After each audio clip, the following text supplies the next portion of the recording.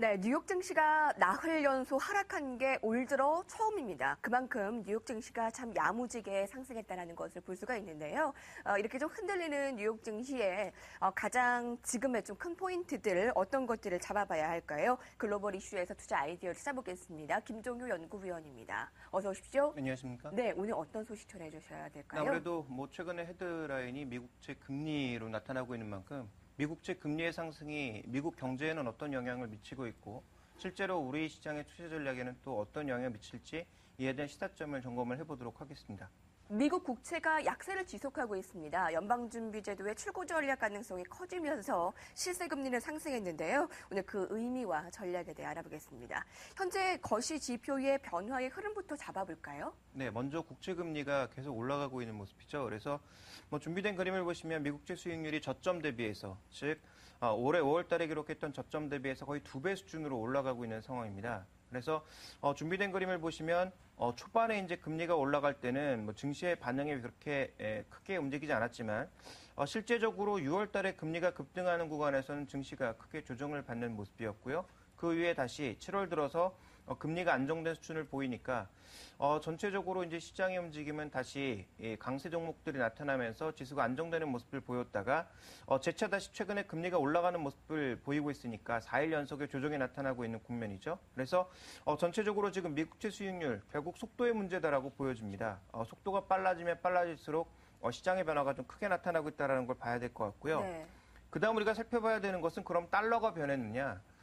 달러를 비롯한 유로와 같은 여러 가지 통화들은 지금 박스권 안에 갇혀 있는 모습입니다. 특히 달러 같은 경우에는 최근에 거의 박스 하단 부근에서 움직이고 있음에도 불구하고 미국채 수익률이 계속적으로 올라가고 있기 때문에 우리가 주목해봐야 되는 것은 결국 금리에 민감한 미국의 내수 업종의 움직임들이 어떻게 흘러가는지를 살펴보는 것이 더 중요하겠다라고 좀 판단해 볼 수 있을 것 같고요.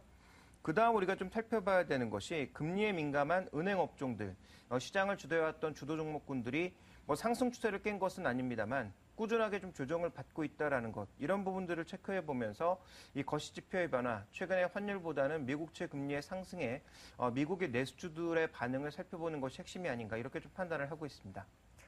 뉴욕 채권 시장에서 벤치마크인 10년물 국채 금리가 2.880%를 기록했는데요. 2011년 7월 이후에 최고치입니다. 이 부분에 대해서 금리의 변화 가장 좀 주요한 핵심 포인트다라고 들어보고 있는데요. 이런 금리에 민감한 업종들의 흐름을 좀 예의주시해야 될 것 같습니다. 어떻습니까? 네, 가장 먼저 살펴봐야 될 것은 모기지 금리가 급등하면서 주택 관련주들의 변동이 확대되고 있다는 것이죠. 특히 이제 주택 건설주들 같은 경우에는 52주 신저가 거의 저점 수준까지 내려가서 여기서도 헤매고 있는 그런 국면인데 풀테홈스를 포함한 대부분의 종목군들 KB홈즈라든지 레나라든지 DHI 그러니까 디아로튼이라든지 이런 종목군들이 모두 굉장히 좀 큰 약세 국면을 보여주고 있습니다. 최근에 미증시의 전반적인 거래량 약세에도 불구하고 거래가 급증하면서 변동성이 커지고 있는 구간이기 때문에 주택 관련주들은 금리에 굉장히 민감하게 움직이면서 가장 먼저 52주 신저가에 진입했다라는 점을 살펴볼 필요가 있겠고요.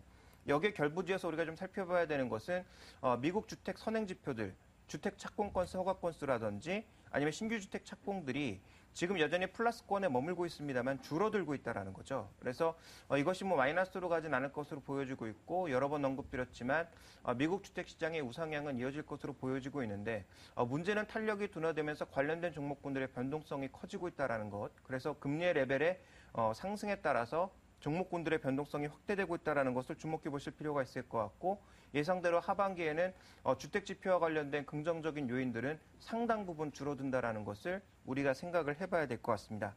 자, 그다음 우리가 점검해봐야 되는 것은 미국의 소매주들, 미국 경제의 70%를 차지하고 있는 소매업종의 흐름인데요. 최근에 소매업종 같은 경우에도 꾸준하게 좀 조정을 받고 있는 그런 국면이죠. 물론 상승 추세가 깨지진 않았습니다. 그렇지만 최근에 꾸준하게 약세를 보여주면서 이 소매업종 내에 다양한 종목군들이 하락하고 있다는 것을 주목해 볼 필요가 있을 것 같고요. 미국의 이제 소비 지표들의 흐름을 살펴보시면 심리 지표도 탄력이 둔화되는 모습을 나타내고 있는 가운데 핵심 소매 판매 흐름도 탄력이 조금 둔화되는 모습을 나타내고 있어서 전체적으로 지금 미국 소비도 금리가 계속적으로 상승한다면 영향을 받을 가능성이 높아지고 있다라고 봐야 될 것 같습니다. 자, 그렇다면 이 소매 관련주들의 흐름을 살펴보면 좀 더 명확하게 알 수 있을 것 같은데요. 미국 내 소비의 가장 핵심이라고 볼 수 있는 종목군들, 대표적으로 이제 소매업종 내에서 유통 쪽에서는 월마트 같은 것들을 좀 보셔야 될 것 같은데요. 월마트 같은 경우에도 뭐 실적이 안 좋아서 빠진 것이긴 합니다만, 최근에 개파락 이후에 추가적인 약세를 보이면서 전저점을 테스트하고 있는 국면이죠. 그래서 비교적 견조했던 흐름이 지금 붕괴되고 있는 그런 모습이 나타나고 있어서 미국의 기초 소비를 담당하고 있는 월마트의 흐름이 최근 약해지고 있다는 것 살펴보실 필요가 있을 것 같고요. 네. 금리가 올라가기 시작하면서 최근에 신고가 영역에 있었던 비자카드도 급락하고 있는 모습입니다. 그래서 금리가 올라가게 되면 미국은 아무래도 신용 소비가 많은 만큼 이와 관련된 종목군들, 카드사들의 흐름을 주목해 보실 필요가 있을 것 같은데 최근에 마스터카드라든지 비자카드 같은 종목군들의 단기 변동성이 확대되고 있다는 것을 주목해 보실 필요가 있겠고요. 그동안 꾸준하게 상승세를 보여줬던 것이 소리 소문 없이 올랐던 이 의류 관련주들입니다. 아베크롬비앤 피치라든지 리미티드라든지 갭 같은 종목군들이었는데요. 현재 이러한 종목군들도 상승 추세를 단기 상승 추세를 붕괴시키면서 약화되는 모습이 나타나고 있는 상황이고요. 또 하나 금리 상승에 민감할 수밖에 없는 대표적인 종목군들은 할부 금융을 이용하는 것들인데 대표적으로 최근에 가장 제조업 중에서 좋았던 것이 미국의 항공업종과 자동차 업종입니다. 근데 이들 종목군들의 흐름도 최근 들어서는 약세를 보이면서 금리에 좀 민감하게 움직이고 있다는 거죠. 그러니까 미국의 최근에 이 소비, 제조업의 가장 중심을 담당하고 있는 것이 주택과 자동차인데 금리 상승에 따라서 주택과 자동차 산업의 탄력이 둔화 가능성이 언급되고 있는 만큼 이에 대한 대비, 지금 미국 내수의 탄력이 둔화됨으로써 상대적으로 미국 경제의 하반기 성장이 좀 둔화될 가능성 혹은 예상치 정도밖에 못 오를 가능성을 네. 대비해야 되지 않나 이렇게 판단이 되고 있습니다. 그렇군요. 지금 관련 업종들, 종목들의 변화가 확실히 감지가 되는 모습입니다. 특히 이제 9월에 테이퍼링 가능성이 커지면서 미국 국채 수익률이 급등을 나타내고 이뿐만 아니라 유로존의 주변 국가들도 그 파장을 함께 받고 있습니다. 이탈리아나 스페인의 국채 수익률도 덩달아 오르고 있는데요. 이렇게 미국 국채 금리에 관한 이 전략과 앞으로의 그 시사점들 어떤 것들 찾아볼 수 있을까요? 일단 QE를 우리나라에서는 계속 12월 달 정도에는 할 수 있을 거다. QE 축소를 할 수 있을 거다라고 얘기했지만 미국 금융시장의 반응 그렇지 않다라는 거죠. 9월 달에 나타날 수 있다라는 그런 반응을 보여주고 있는 만큼 국내 분석가들의 의견을 듣기보다는 미국 금융시장의 흐름을 바라보는 것이 좀 더 명확하지 않겠느냐라고 판단하고 있습니다. 물론 여러 번 언급드렸지만 9월 달에 양적 완화 축소를 시도하더라도 시장이 예상했던 정도라면 그 충격은 제한적일 수 있지만 독일 선거와 함께 또 하나 주목해봐야 되는 것은 9월에 양당 간의 부채 한도 협상이 남아있기 때문에 이와 관련된 여러 가지 변동성들을 미리 선반영하고 있는 국면이어서 전체적으로 9월 달 초반까지는 시장이 탄력적으로 움직이기는 좀 어렵지 않을까라고 판단을 하고 있고요.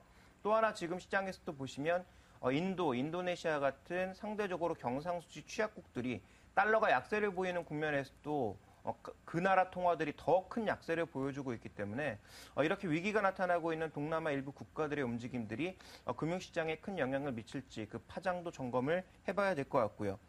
특히 이제 독일을 비롯한 유럽 쪽에서는 픽스 국가 같은 재정 취약국들, 기업 측면에서는 상대적으로 이 부채 구조가 굉장히 민감해질 수밖에 없는 그런 업종들에 대해서 꾸준히 접근이 필요하다. 그래서 투자 전략상으로 우리가 놓고 보게 되면 어떤 식으로 접근을 해야 되느냐. 단기적으로는 우리 시장에 대해서는 외국인들이 꾸준하게 사고 있기 때문에 외국인들 선호 종목에 대해서는 크게 우려할 필요는 없다라고 보여지고 있지만 이렇게 국제금융시장의 변동성이 확대되는 국면에서 외국인들이 계속 한국 주식을 선호할 가능성은 상대적으로 낮지 않나 이런 판단을 하고 있기 때문에 투자 전략상으로 보면 적어도 9월 초반까지는 조정시 매수에 좀 보수적인 관점에 접근이 필요하지 않나 이렇게 판단을 하고 있고요. 또 하나 이제 주목해 봐야 될 것은 잭슨홀 회의에서 과연 국제 공조가 강하게 나타나면서 테이퍼링 같은 양적 완화 축소의 얘기들을 빠르게 뒤로 미루는지 여부를 반드시 확인하시면서 접근할 필요가 있지 않겠느냐. 그래서 미국 국채 금리의 상승에 따라서 투자 전략의 핵심은 조정시 매수 관점에 다소 보수적인 전략이 네. 필요하지 않겠느냐. 이 부분으로 요약해 볼 수 있을 것 같습니다. 지금 해소가 되기는 쉽지 않겠죠. 한 9월 되면은 윤곽이 드러날까요? 이 9월에는 확실히 양쪽 완화 축소 가능성이 크게 대두가 될 수도 있고요. 양쪽 완화 불확실성이 해소가 되기 전까지는 조정시 매수 의견에 대해서 보수적인 접근을 내비쳐줬습니다. 김종희 연구위원과 함께했습니다. 고맙습니다.